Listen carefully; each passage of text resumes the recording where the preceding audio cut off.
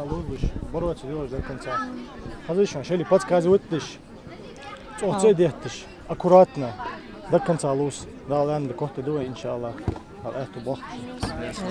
Напутственные слова от своего наставника для юных футболистов из Мочки-Юрта очень кстати. Ведь предстоит им состязаться с 7 другими командами из всей республики. Самому старшему из них нет и 16, но настроены серьезно. Игра в мини-футбол требует не столько выносливости, сколько тактических навыков. Открыться в нужное время и принять пас на сравнительно маленькой площадке нелегко.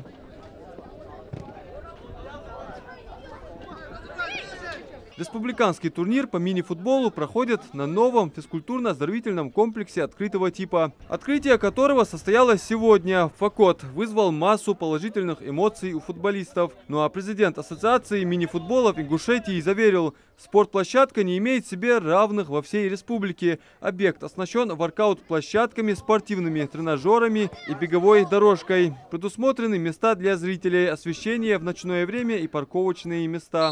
Сегодня я поставил в статусе, да, это стадион. Мне уже с Кабардино-Балкарии, Чечни звонят и говорят, прекрасный стадион. Мы с удовольствием примем приглашение участия в межрегиональных турнирах. Да. Сегодня это прекрасное место, сегодня на зависть всем это, да. Люди старались, тут видно, как качество, практически идеальное качество. Практически идеальное качество. Люди старались, чтобы он был как можно четче сделан. Ранее на этом месте располагалось старое футбольное поле. Как вспоминают местные жители, на спортивный объект мало чем походил. Просто участок земли с заросшей травой и с импровизированными воротами. Как раз пропаганда спорта мы бирж духа спорт занятым ухулы. Ходил хама и ухгятсар. Сюда ему площадка духа хай хаждез и вашта мелдал. Руководство мэрии даряс хатсар захам дагдиха духа хамил венди фейтболш ходир.